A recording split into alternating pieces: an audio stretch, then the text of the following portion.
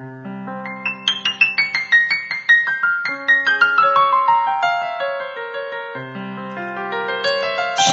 Aleichem para cada uno de ustedes.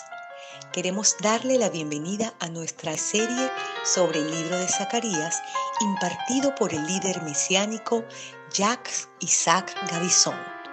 El pastor Gavison es el pastor y maestro de la congregación Beth Ariel en Montreal, Canadá.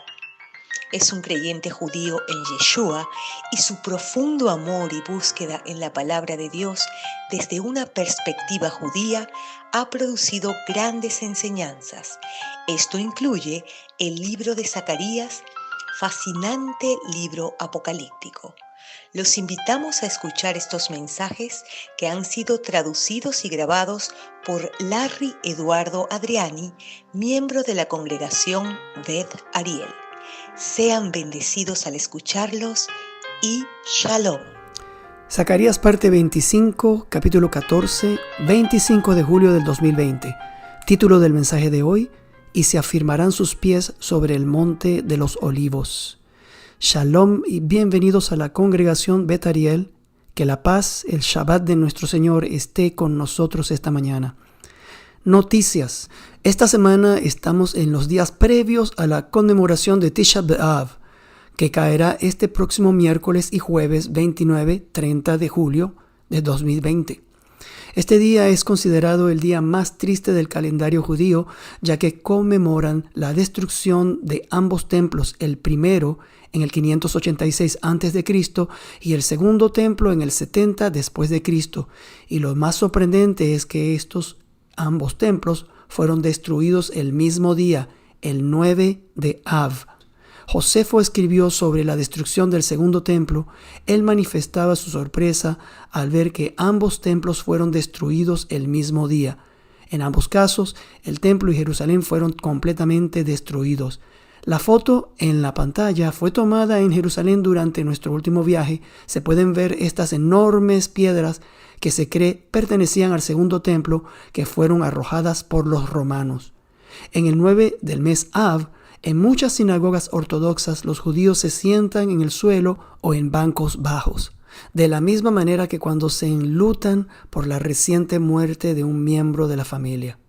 Ese día apagan las luces como símbolo de la oscuridad que había caído sobre la nación judía y leerán del libro de Lamentaciones de Jeremías mientras ayunan todo el día. Hay una creencia judía que dice que el Mesías nacerá el 9 de Av. Tal vez esta creencia surgió después de ver la destrucción del templo y reconocer la profunda obscuridad en la que cayeron, que será aliviado cuando llegue el Mesías, que según la tradición nacerá el 9 del mes de Av. El pueblo judío necesitaba permanecer en la promesa del advenimiento del Mesías. Nosotros, los creyentes, entendemos que esta tradición no reconoce que la primera venida del Mesías sucedió hace 2000 años ya, pero hay esperanza a través del Mesías para una restauración completa. Hoy mi oración es que se den cuenta que una relación con Dios es posible a través del Mesías, que ya vino para el perdón de sus pecados, si solamente lo reconocieran. Y este Shabbat, previo a la conmemoración en sinagogas de todo el mundo, leerán un poderoso pasaje de Isaías 1, versículos del 1 al 27 de la Haftará, la porción tomada de los profetas. Un pasaje bien escogido para llevar un alma al arrepentimiento y a los pies de Dios. En este capítulo, el profeta, con palabras muy fuertes, acusa al pueblo de su infidelidad hacia Dios, de sus iniquidades y de su falsa dependencia en los rituales del templo.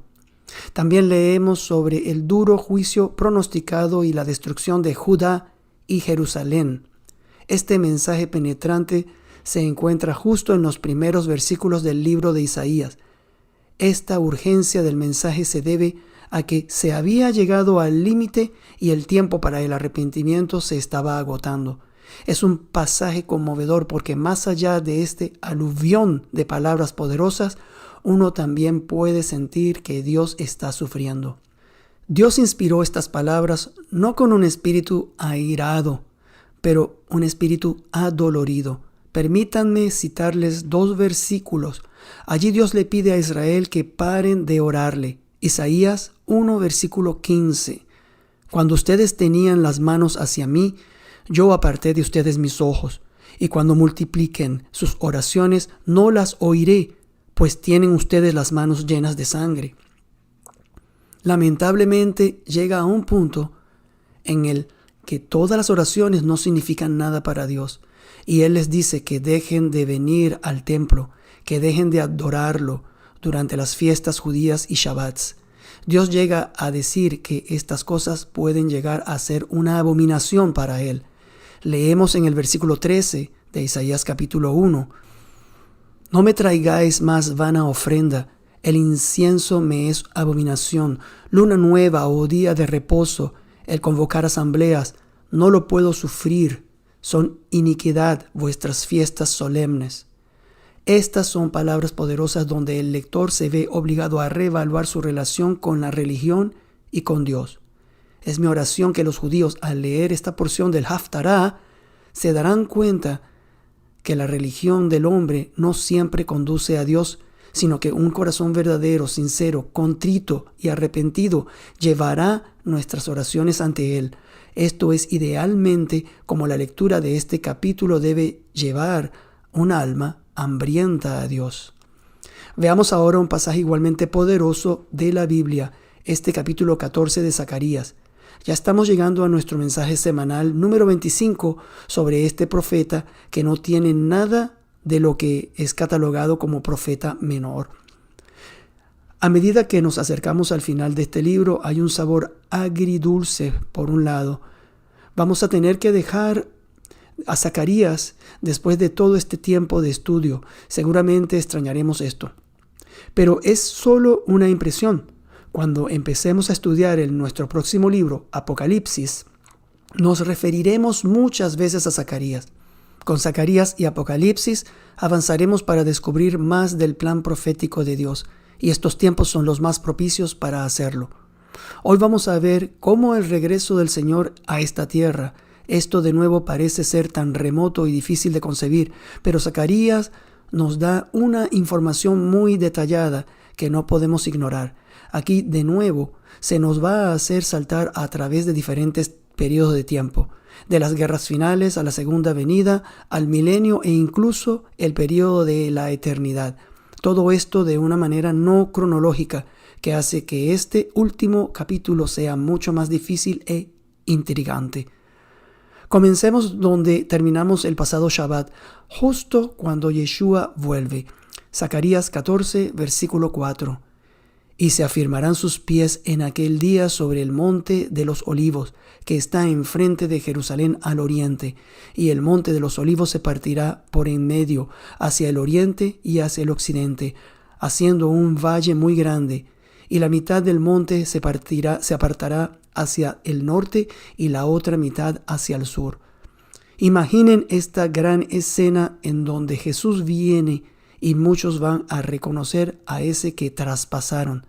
Se afirmarán sus pies en aquel día sobre el monte de los olivos que está enfrente de Jerusalén, y el monte de los olivos se partirá por en medio hacia el oriente y hacia el occidente, haciendo un valle muy grande. Quizás se partirá exactamente en línea con el lugar santísimo, en el lugar donde será sacrificada la vaca alazana o rojiza. Según la Mishnah, esta es la ubicación del tercer templo, justo enfrente de la puerta este. La Mishnah, o la ley oral judía, que forma parte del Talmud, dice que el sacerdote que quema la vaca alazana se encuentra en la cima del monte de los olivos y mira directamente a la puerta del Heikal, este es el lugar santo, en el momento de rociar la sangre. Esto está en el Midoth 2:4. Este lugar está fuera del templo, enfrente de la puerta este, en línea recta con el lugar santísimo, en lo que parece haber sido el punto más alto y central del monte de los olivos. Es en este mismo lugar donde Yeshua viene. La vaca alazana es una representación de Yeshua.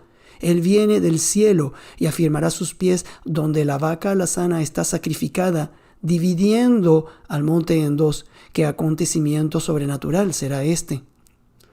La puerta este es una muy simbólica. Es la misma puerta por la que David entró en Jerusalén cuando regresó del exilio después de la insurrección de su hijo Absalón. También es esta misma puerta donde el Halel, el Salmo mesiánico 118, se cantó hace 2000 años cuando Yeshua entró en Jerusalén. Y la gente cantó: Hosana al Hijo de David, bendito el que viene en el nombre del Señor, Hosana en las alturas. Esto está en Mateos 21:9. Pero aquí en Zacarías, Yeshua viene por segunda vez y esta vez Él está aquí para quedarse.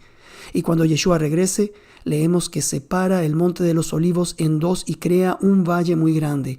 Es en esta área que se puede colocar un tribunal y aquí se llevará a cabo el juicio de las naciones, juicio sobre aquellos que vinieron a destruir Israel.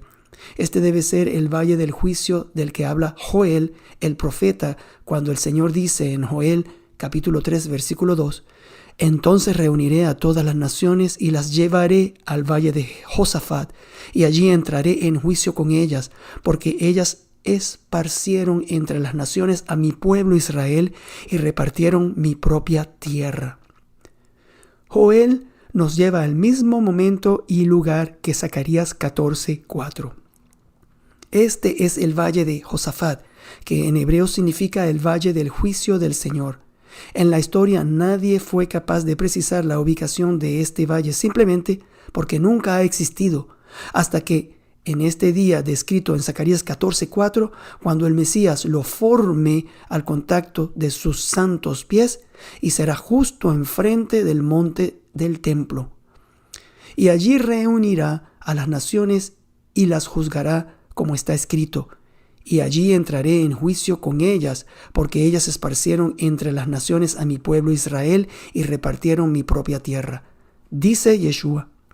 Este dramático acontecimiento también fue profetizado en Mateos 25, justo después del relato de las guerras finales y de la tribulación. El relato de Mateo también nos sitúa en el mismo lugar y tiempo que el de Zacarías y Joel, cuando dice en Mateos 25:31, cuando el Hijo del Hombre venga en su gloria y todos los santos ángeles con él, se sentará en su trono de gloria. Y luego leemos que en el versículo 32 dice, y todas las naciones serán reunidas ante él. Entonces él apartará a los unos de los otros, como aparta el pastor a las ovejas de los cabritos. Y así será allí en este gran valle recién formado, donde serán juzgados de acuerdo a cómo trataron a Israel. Y en este momento, y después de tanta guerra y sufrimiento, algo hermoso ocurre. En Mateos 25, Jesús mismo no llama a Israel mi pueblo, como Joel o en Zacarías, sino mucho más que eso. Él los llama mis hermanos. Aquí es donde Él dice en Mateos 25:40, de cierto les digo que todo lo que hicieron por uno de mis hermanos más pequeños, por mí lo hicieron. Aquí la palabra hermanos es adelphos en griego, que con la partícula delphos significa vientre. Esto habla de alguien que comparte las mismas creencias. Esto es cuando el remanente de Israel, habiendo visto y reconocido al Mesías, se convierte en un miembro de la familia de pleno derecho. ¿Y qué le hicieron estas naciones a Israel? El texto dice que todo lo que hicieron. Esto habla de todo. Significa que lo bueno y lo malo que hicieron a Israel será juzgado, indicando que habla tanto a los que obraron bien por Israel, las ovejas, como a los que obraron mal, a los cabritos. Las palabras de Yeshua en el pasaje de Mateo relatan el gran sufrimiento de Israel con palabras escritas en Mateo 25, versículos 35 y 36, como tuve hambre, tuve sed, fui forastero, estuve desnudo, enfermo, en la cárcel. Este pasaje nos dice que lo que se le hizo al pueblo judío, se le hizo a Yeshua personalmente. Lo que es tan asombroso en este relato es que ninguno de los dos grupos, creyentes o ovejas, y los no creyentes o cabritos no sabían que lo que hicieron o no a los judíos era como si se lo hubiesen hecho a Yeshua mismo. Ambos grupos le preguntan a Yeshua en los versículos de Mateo 25, versículo 37, ¿cuándo te vimos hambriento y te sustentamos, o sediento y te dimos de beber? Y en Mateo 25, versículo 44, ¿cuándo te vimos hambriento, sediento, forastero, desnudo, enfermo o en la cárcel y no te servimos? ¿Cómo es que ambos grupos no lo sabían? ¿Cuál creen que es la razón? La nación será tan menospreciada que incluso los elegidos los considerarán perdidos y condenados, pero algunos les ayudarán por compasión. Sin embargo, Dios protegerá su remanente. Pero lo que vemos aquí es que el Señor viene a juzgar no solo sobre cómo las naciones han tratado a Israel, pero viene a juzgar de todas las cosas, como Pablo dijo en 1 Corintios capítulo 4 versículo 5. Así que no juzguen ustedes nada antes de tiempo, hasta que venga el Señor, el cual sacará a la luz lo que esté escondido y pondrá al descubierto las intenciones de los corazones. Entonces Dios le dará a cada uno la alabanza que merezca. Hoy en día muchos tienen la impresión de que pueden pecar sin ninguna consecuencia, pero el Espíritu Santo nos recuerda en Eclesiastés capítulo 8 versículo 11, y es que cuando la sentencia para castigar una mala acción no se ejecuta de inmediato, el corazón de los mortales se dispone a seguir actuando mal. Esta es la razón por la que muchos no creen que habrá un día de juicio, y lamentablemente incluso muchos de los creyentes a menudo llegan al punto de aceptar y racionalizar algunos pecados en sus vidas, como si Dios no fuera omnisciente. A pesar de que Dios es paciente, Él no restringe para siempre su juicio. Hay un reloj allá arriba marcando el tiempo al mismo ritmo que la persona siembra, y el tiempo dirá lo que esa persona va a cosechar. Quiero compartir una historia real con ustedes. En el año 2006, en la ciudad de Iowa llamada Des Moines, en un esfuerzo por evitar multas y una orden de tráfico pendiente, Kimberly Doe, de 36 años, supuestamente envió una carta a las autoridades locales indicando que había muerto. Encontró la razón perfecta para no pagar sus deudas y evitar juicio. Kimberly falsificó una carta supuestamente firmada por su madre que decía que ella había muerto y proporcionó un documento obituario falso. Este encubrimiento, sin embargo, no duró mucho tiempo. Un mes después de su supuesta muerte, un empleado en el tribunal descubrió 2 nuevas multas y fueron entregadas a Kimberly por exceso de velocidad después de su muerte supuesta, y conducir con una licencia suspendida también. Sus malos hábitos al conducir eventualmente expusieron la mentira y llevaron a la mujer de Iowa a la cárcel. Esta mujer creyó que podía salirse con la suya de la misma manera que muchos piensan cuando se trata de Dios y el juicio. Simplemente no funciona con Dios. Él es omnisciente y omnipresente y no ignora el pecado. Regresemos a la gran descripción de la segunda venida de nuestro Señor. Hay otros versículos en este capítulo que juntos crean una maravillosa imagen. En el versículo 4 se nos dice que cuando nuestro Mesías plante sus pies sobre el monte de los olivos, se partirá en 2, creando un valle en medio. Pero hay otro valle que va a ampliarse, el que está entre el monte del templo y el monte de los olivos, el valle Cedrón. Además, también leemos que el monte del templo se elevará tan alto y se convertirá en la montaña más alta del mundo. Para tener la imagen completa de lo que acontecerá, leamos el versículo 10 que nos dice qué pasa después que se crea el valle. Toda la tierra se volverá como llanura desde Geba hasta Rimón, al sur de Jerusalén, y ésta será enaltecida y habitada en su lugar desde la puerta de Benjamín hasta el lugar de la puerta primera, hasta la puerta del ángulo, y desde la torre de Hananeel hasta los lagares del rey. Zacarías 14, versículo 10. Aquí leemos que una nueva topografía es hecha. Primero vimos en el versículo 4 que a medida que el monte de los olivos se divide en dos, se forma un gran valle. Ahora en el versículo 10 se nos dice que todas las colinas alrededor de Jerusalén serán aplanadas. Toda la tierra se volverá como llanura. En hebreo llanura es Arabá, palabra que tiene otros significados que juntos debe haber resonado profundamente en el corazón de las personas presentes en la época de Zacarías e incluso para nosotros hoy en día. Veamos. Primero en arameo, el idioma hablado en aquellos días.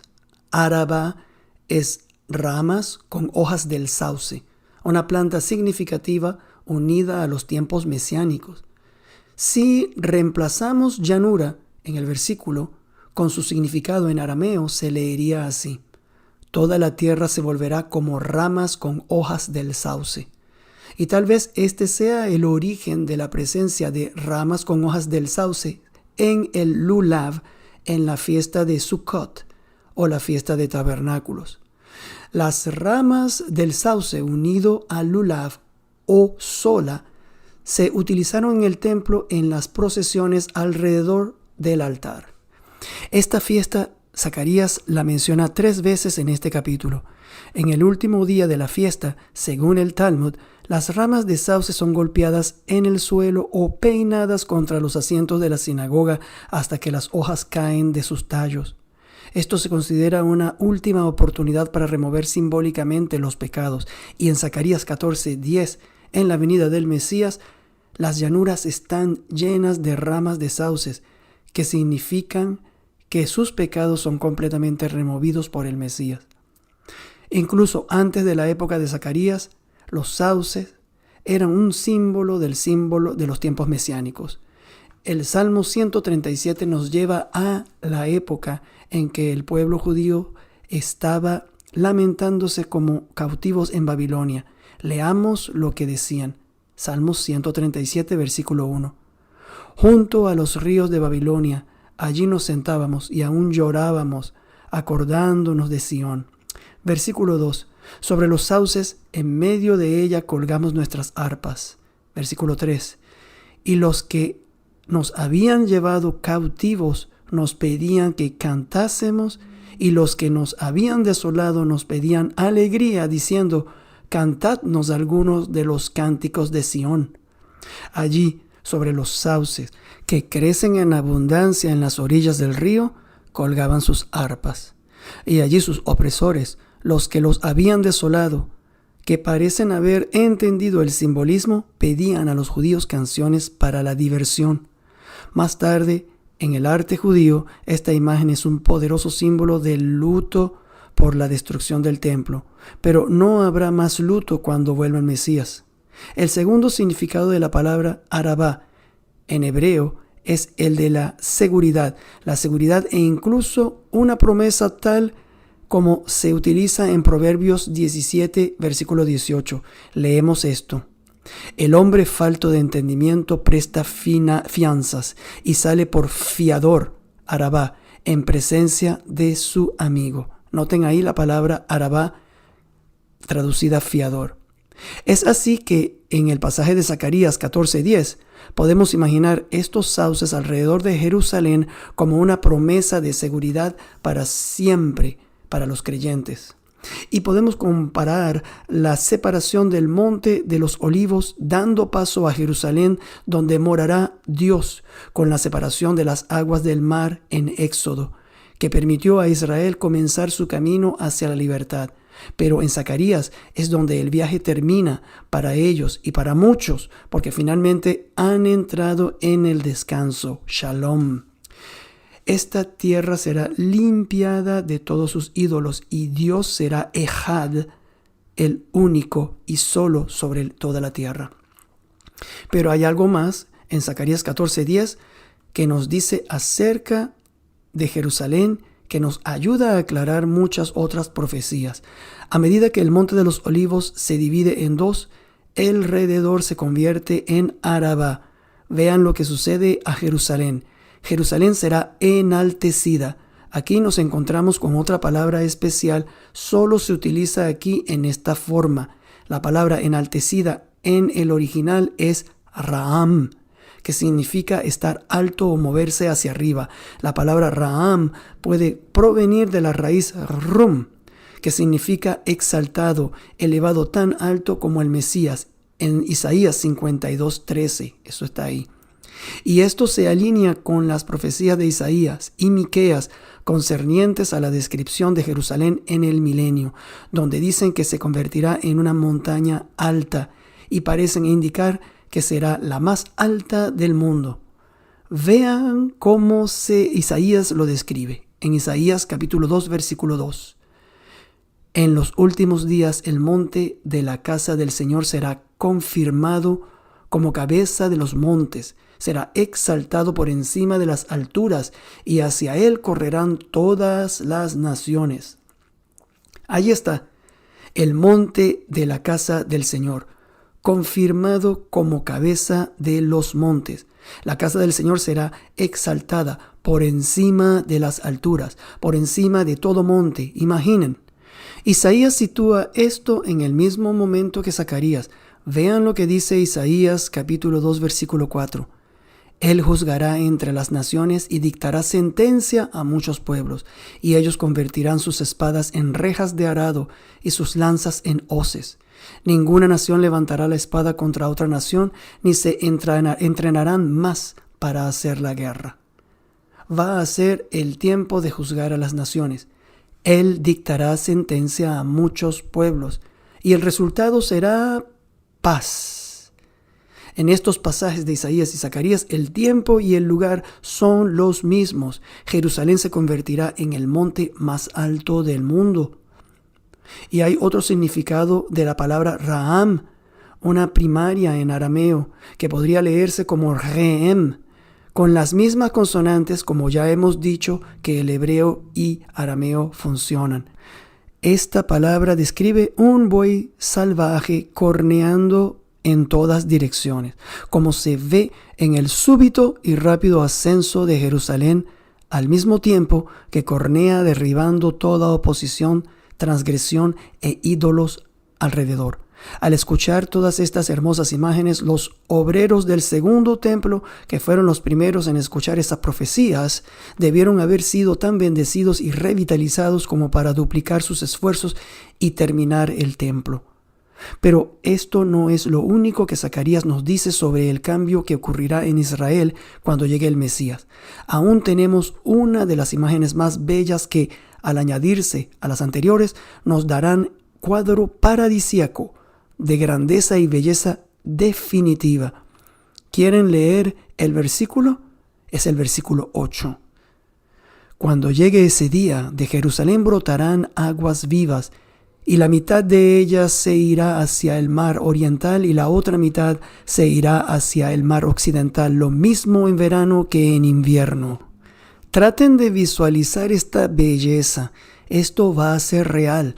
Desde el que será el monte más alto del mundo fluirá un río, la cascada más alta de la historia, una suave y calmante fluyendo con aguas vivas, algo nunca antes visto. Y cuando las aguas lleguen al suelo, estarán en este valle que se amplió cuando el monte de los olivos se dividió de norte a sur. Este valle, como hemos visto, se llama el Valle de Cedrón, al lado de la puerta este de Jerusalén. Jugó un papel importante en la historia de Israel y en la esperanza mesiánica del pueblo, porque aquí se llena de las aguas vivas que vienen del altar del cuarto templo, del templo del milenio, desde la cima de la montaña. Y observen de dónde fluirá el agua. Hacia el este, hacia el mar muerto, cambiando su nombre, ya que será completamente revivido con la vida de esas aguas. El agua también fluirá hacia el oeste, hacia el mar Mediterráneo, y a partir de ahí se purificarán todos los mares. El Valle de Cedrón también jugó un papel importante en esta nostalgia por los tiempos mesiánicos que yace en el corazón del pueblo judío. Se nos dice en 2 de Samuel capítulo 15, cómo David huyó de Jerusalén a través del Cedrón durante la rebelión de Absalón. Observen cómo este versículo de 2 de Samuel capítulo 15, versículo 23, menciona al Cedrón. Todo el pueblo lloraba amargamente y junto con el rey cruzaron el torrente de Cedrón y tomaron el camino que lleva al desierto. El momento de este versículo muestra al rey David llorando junto con su leal pueblo de Israel que veían sus esperanzas mesiánicas desvanecerse. Pero aquí mismo leemos del regreso de David pasando por el Cedrón de nuevo, tomando la misma ruta que cuando salió de Jerusalén. Consideren el momento y el lugar, son especiales, pues a su regreso se hizo escuchar esta canción mesiánica. Bendito el que viene en el nombre del Señor. En ese mismo momento de la historia, este versículo es como una profecía mesiánica con el valle de Cedrón específicamente mencionado. Unos 1000 años más tarde, Jesús, con sus discípulos, después de la última cena, cruzó el Cedrón, caminó a Getsemaní. Juan menciona el valle de Cedrón. Esto está en Juan capítulo 18, versículo 1. Habiendo dicho Jesús estas cosas, salió con sus discípulos al lado del torrente de Cedrón, donde había un huerto en el cual entró con sus discípulos. Este es el lugar en el que el valle se formará cuando Yeshua plante sus pies en el monte de los olivos y que recibirá y fluirá las aguas vivas del altar de Dios. Resumamos esta gran profecía que muy pronto se cumplirá. Cuando el Mesías regrese, sus pies se plantarán en el monte de los olivos y el remanente de Israel y de las naciones reconocerán a aquel que han traspasado. Al mismo tiempo, el monte de los olivos se dividirá en dos. La mitad irá al este y la otra mitad al oeste, creando un gran valle que muy bien puede ser el valle de Josafat, del que habla Joel. Es aquí donde Jesús juzgará a las naciones por causa de sus hermanos los judíos. Un juicio descrito por Jesús mismo en Mateo 25. Al mismo tiempo, el área que rodea Jerusalén se convertirá en una llanura, el Arabá, una imagen calmante de protección, recordándonos los sauces de la fiesta de Sukkot o de tabernáculos, anunciando el establecimiento de los tiempos mesiánicos. Al mismo tiempo, Jerusalén será exaltada por encima de las alturas, más alto que todos los montes o las montañas del mundo. Y desde el altar mismo, como nos dice Ezequiel, el río de las aguas vivas fluirá al valle de Cedrón, que se amplió. A partir de allí vertirá esas aguas en el mar muerto, el cual revivirá, como nos dice Ezequiel en Ezequiel 47, versículo 9. Y toda alma viviente que nadare por donde quiera que entraren estos dos ríos vivirá. Y habrá muchísimos peces por haber entrado allá estas aguas, y recibirán sanidad, y vivirá todo lo que entrare en este río. Y las aguas también irán al oeste para purificar todos los otros mares. Estas son las profecías de los tiempos finales en las que debemos meditar. Estas son las palabras que sanan el alma, el corazón. Esta es la palabra de Dios. Así que tuvimos que pasar del versículo 4 al 10 y luego volver al 8 para obtener esta bella imagen de Jerusalén en los tiempos mesiánicos. ¿Por qué el Espíritu nos presenta esto como un laberinto? Bueno, no tendría el mismo efecto si Él nos lo diera de forma ordenada. Y además, esta especie de laberinto tiene una manera de calmar la dureza de la devastación que se encuentra en algunos versículos, cuando estamos en nuestra búsqueda del orden y del entendimiento. Pero esto no es todo lo que Zacarías nos dice. Ahora que hemos visto esta grandiosa imagen y estamos seguros de una conclusión victoriosa, entonces ahora estamos mejor preparados para ver lo que se avecina antes de la venida del Mesías, los tiempos de la tribulación. Sigamos ahora el texto y pasemos al versículo 5. Y huiréis al valle de los montes, porque el valle de los montes llegará a la sal. Huiréis de manera de la manera que huisteis por causa del terremoto en los días de Uzías, el rey de Judá. Y vendrá a Jehová mi Dios, y con él todos los santos. Zacarías 14:5. Ahora bien, si pensamos en este versículo como la continuidad del versículo 4, nos vamos a confundir, estaremos equivocados. El versículo 5 sucede antes de los acontecimientos del versículo 4. Repito, el versículo 5 nos sigue el versículo 4 cronológicamente. Es independiente. Termina con la venida de Jehová. Lean nuevamente el final del versículo. Y vendrá Jehová, mi Dios, y con él todos los santos.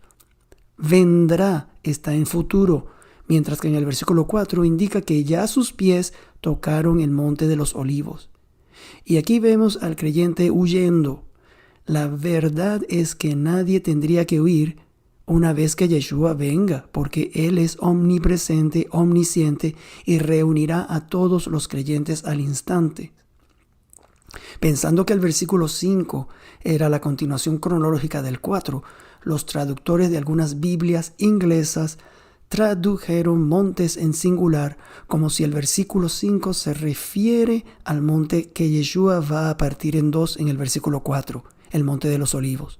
Pero en realidad el versículo 5 se refiere a muchos montes, y de hecho Jerusalén está rodeada por muchos montes, y el valle que llegará hasta el Asal probablemente se forma a través de estos montes después del terremoto. Y este es seguramente el valle que se formará a través de las montañas como ruta de escape para el grupo de creyentes presentes durante los últimos meses de la segunda mitad de la gran tribulación, los últimos 3 años y medio. Este grupo es diferente de los que huyeron al principio de estos 3 años y medio. Seguramente vinieron a creer en Yeshua después que el primer grupo escapó. Es a ellos que este versículo está dedicado. Observen que hay una palabra hebrea que se repite 3 veces en este versículo, en el versículo 5. La palabra huir es algo que ciertamente ellos deben hacer cuando las angustias de Jacobo, como indicadas en Jeremías capítulo 30, versículo 7, alcancen su máxima dureza. A este grupo se le pide huir hacia el valle que llegará hasta el Asal, un lugar desconocido para nosotros, pero seguramente bien conocido para este grupo remanente en la tribulación. En este versículo leemos de un terremoto muy grande comparado con otro que sucedió en los tiempos de Uzías, rey de Judá, y cuya intensidad dejó un profundo efecto sobre los israelitas. Aquellos que han experimentado un terremoto siempre recordarán este sentimiento de impotencia y de angustia, como si la tierra se abre debajo de ellos para ser tragados por ella, un sentimiento que nunca se olvida, y este es un gran terremoto en el tiempo de Uzías, es comparado con ese que viene. ¿Cuál es la relación entre estos dos? El pasaje dice que huiréis de la manera que huisteis por causa del terremoto en los días de Uzías, rey de Judá. Así que pienso que hay una relación estrecha entre algo que sucedió durante los tiempos de este rey y los tiempos de la tribulación. De acuerdo con la tradición, las acciones de Uzías provocaron el terremoto en su tiempo. Es en el Segunda de Crónicas, capítulo 26, versículo 16, que encontramos la causa de este terremoto. Hablando de Uzías dice: mas cuando ya era fuerte, su corazón se enalteció para su ruina. Esta frase indica lo que el anticristo, el falso profeta, Satán y cada hombre que se enaltece a sí mismo hacen, enaltecerse para su ruina. Y el final del versículo nos indica que hizo este rey para merecer su infame mención en el libro de Zacarías, porque se rebeló contra Jehová su Dios, entrando en el templo de Jehová para quemar incienso en el altar del incienso. Solamente el sacerdote tenía el derecho de entrar en el lugar santo, donde estaba el altar del incienso. ¿Pensó él que se había convertido en el Mesías? Pues solamente el Mesías puede ser rey y sacerdote. Josefo, historiador, describió este momento de esta manera: el rey Uzías se puso vestidura de lino, como los sacerdotes, y entró al templo de Jehová para quemar incienso en el altar.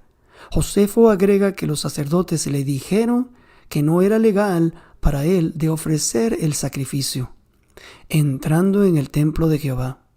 El hecho de que entró en el lugar santo hace referencia a Yom Kippur, o el día de expiación, cuando el sumo sacerdote entraba en el lugar santo con sangre del altar de los sacrificios. Esto nos dice que Uzías tomó el lugar del sumo sacerdote en Yom Kippur. Él se pensó el Mesías. Esto trajo la ruina en su reino, lepra que le brotó en la frente y el terremoto que se menciona en Zacarías. Creerse el Mesías es una blasfemia igual a la abominación desoladora que ocurrirá durante las tribulaciones. En efecto, Pablo dice que el anticristo entrará en el templo de Dios y leamos lo que dice que hará en 2 de Tesalonicenses 2, versículo 4. Se sienta en el templo de Dios como Dios, haciéndose pasar por Dios. Esto sucede al final de las tribulaciones, como se nos dice en Zacarías 14:5. Es entonces claro que la abominación desoladora se repetirá varias veces en la segunda mitad de las tribulaciones, los últimos 3 años y medio de ella. Ondeemos más con respecto a la lepra de Uzías. La lepra es la peor enfermedad descrita. Una persona era considerada como muerta porque era tan contagiosa y no había cura para ella. Los rabinos sabían que esta enfermedad estaba íntimamente ligada al pecado. La causa de esta enfermedad era el pecado. Josefo vio la relación entre el pecado de Uzías y la profecía de Zacarías. Leamos lo que dice este historiador. Mientras tanto, un gran terremoto sacudió el suelo y se hizo una grieta en el templo, y los rayos brillantes del sol pasaron a través de ella y cayeron sobre la cara del rey, de tal manera que la lepra se apoderó de él inmediatamente y delante de la ciudad, en un lugar llamado Erogé.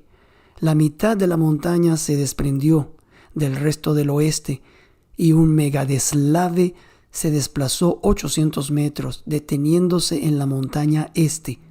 Las vías, así como los jardines del rey, fueron destruidos por la obstrucción. La historia ubica el tiempo de este terremoto en el momento en que Uzías cometió esta iniquidad. Josefo describe la división del Monte de los Olivos, el lugar llamado Erogé. Es el nombre dado al área donde estaba el Monte de los Olivos. Pero sabemos también que habrá un gran terremoto que preside la venida del Señor, mencionado en Apocalipsis 16, exactamente en el momento del Armagedón. Este terremoto precede el juicio de la ramera, que es el poder religioso y político que ya hemos estudiado. Leamos lo que dice Apocalipsis 16, versículos 17 y 18. El séptimo ángel derramó su copa por el aire, y salió una gran voz del templo del cielo, del trono, diciendo: hecho está. Entonces hubo relámpagos y voces y truenos y un gran temblor de tierra, un terremoto tan grande cual no lo hubo jamás desde que los hombres han estado sobre la tierra. Y este será un terremoto a nivel mundial. Leamos lo que dice Apocalipsis 16, versículos 20 y 21. Y toda isla huyó, y los montes no fueron hallados. Y cayó del cielo sobre los hombres un enorme granizo, como del peso de un talento, esto es como 75 libras. Y los hombres blasfemaron contra Dios por la plaga del granizo, porque su plaga fue sobremanera grande. Y por supuesto el hombre acusa a Dios por este desastre natural. Leemos que en lugar de buscar a Dios por seguridad, van y blasfeman contra él. Y los hombres blasfemaron contra Dios por la plaga del granizo. Pero los ojos del Señor están en el remanente. Y si leemos otra vez el versículo 5 de Zacarías capítulo 14, Él provee una ruta de escape a través de este terremoto. Un valle se forma para ellos. El valle de los montes llegará hasta Asal. Esta palabra significa proteger, exceptuar. es usada también para los exentos de pagar impuestos. En este caso, ellos serán exentos de un pago mucho más grande que pagar impuestos. Esto literalmente salvará sus vidas. Esto es lo que el Señor hace durante los tiempos de pruebas. Convierte el juicio en bendiciones para los que son los suyos, para los que Él ama. Esto está en Santiago capítulo 2, versículo 13, y dice: porque juicio sin misericordia se hará con aquel que no hiciere misericordia, y la misericordia triunfa sobre el juicio. Y vemos que Jehová es misericordioso a través de este valle que llega hasta el Asal. Los terremotos en Israel y en Jerusalén son frecuentes. Israel se encuentra en una línea de falla llamada el Gran Valle del Rift, que recorre unos 4.800 kilómetros o 3.000 millas entre Siria y Mozambique, como pueden ver en el mapa. Pasa a través del Mar Muerto, que está a 21 kilómetros o 13 millas al este de Jerusalén. Recientemente, en el 2004, el Servicio Geológico de Israel llevó a cabo un estudio de 3 años y encontró que el punto de mayor riesgo es el Monte del Templo, pues está encima de una construcción subterránea antigua. El instituto instó a los planificadores municipales de Jerusalén a identificar y reforzar estructuras débiles. Dicen que un gran terremoto golpea Jerusalén entre 80 y 100 años, en intervalos de 80 y 100 años. El último fue hace 93 años, conocido como el terremoto de Jericó, que fue de una magnitud de 6.25.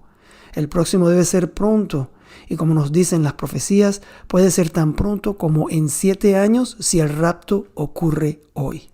Algo más poderoso que podemos aprender de este versículo 5 de Zacarías, capítulo 14, es lo que dice al final: y vendrá Jehová, mi Dios, y con él todos los santos. ¿Quiénes son los santos que regresarán con Jehová? Algunos ven que son ángeles de Dios, y esto es verdad, porque ellos son muy activos durante el periodo de tribulaciones. Y esto está confirmado por Pablo en 2 de Tesalonicenses, capítulo 1, versículo 7. Cuando se manifieste el Señor Jesús desde el cielo con los ángeles de su poder. Otros, como el Rambam, creen que son profetas. Y esto es verdad también, porque estos están en la Nueva Jerusalén con Yeshua y seguro volverán con él para juzgar a las naciones y compartir también del milenio, del cual ellos tanto han profetizado. Pero hay todavía otro grupo de personas quienes estarán allí también. El Espíritu Santo a través de Pablo nos dice que nosotros también regresaremos con Él, porque nosotros seremos tomados por lo menos 7 años antes de todos estos eventos, como leemos en 1 de Tesalonicenses, capítulo 3, versículo 13. Para que sean afirmados vuestros corazones irreprensibles en santidad delante de Dios nuestro Padre, en la venida de nuestro Señor Jesucristo con todos sus santos. Estos son gloriosos tiempos que se avecinan. Pero hay un problema de tipo gramatical al final del versículo 5. Una palabra, la última de este versículo, no fue traducida al español, y en el original hebreo se lee que es femenino singular. En Génesis 1, versículo 2, encontramos la misma estructura cuando dice: y el Espíritu de Dios se movía sobre la faz de las aguas. El verbo se movía en el original indica el género femenino singular. Los rabinos llamaron al Espíritu de Dios la hija de la voz. Y en uno de sus escritos hablaban del Espíritu Santo diciendo: ella es la divina presencia. Esta palabra, que no fue traducida en el texto en español, habla del Espíritu Santo de esta manera. Esta parte de Dios generalmente la ignoramos porque pensamos en Él con el género masculino, pero Él es Espíritu y en Él demoran todas las cualidades encontradas en ambos, hombre y mujer. Y en la palabra de Dios vamos a encontrar lugar para ambos, hombre y mujer. Aquí en Zacarías 14:5 podemos ver una gran armonía, unidad entre el hombre y Dios. En este versículo vemos a Jehová, Yud-He-Va-He, quien fue identificado como el Mesías cuando Tomás lo llamó Dios mío. Vemos también al Espíritu Santo, como lo acabamos de explicar anteriormente. Allí está el Ejad, con los creyentes, los santos. Esto será el cumplimiento de la oración de Yeshua en Juan 17:11, cuando él dice: y ya no estoy en el mundo, mas estos están en el mundo, y yo voy a ti. Padre Santo, a los que me has dado, guárdalos en tu nombre, para que sean uno, así como nosotros. Esto lo podemos ver en las últimas palabras de Zacarías 14:5. Oremos. Ahora para nosotros, de aquel que es y que era y que ha de venir, el Todopoderoso, de Yeshua HaMashiach, que es el testigo fiel, el primogénito de los muertos y el gobernante de los reyes de la tierra, que nos conceda tal que podamos decir como David en el Salmo 32:7: Tú eres mi refugio, tú me libras de la angustia, tú me rodeas con cánticos de libertad, para que así tu obra sea producida por la fe, impulsada por el amor, y la paciencia y templanza se nutra en la esperanza en nuestro grande y poderoso Mesías. Jehová te bendiga y te guarde. Jehová haga resplandecer su rostro sobre ti y tenga de ti misericordia. Jehová alce sobre ti su rostro y ponga en ti paz. Esperamos que hayan sido bendecidos al haber escuchado este estudio de la Palabra Santa en el libro de Zacarías. Damos la bienvenida a las preguntas que tengan con respecto a este tema o cualquier otra consulta bíblica. Puede ponerse en contacto con nosotros a través de nuestro correo electrónico vedariel.hispanos@gmail.com y nos pondremos en contacto con usted tan pronto como sea posible.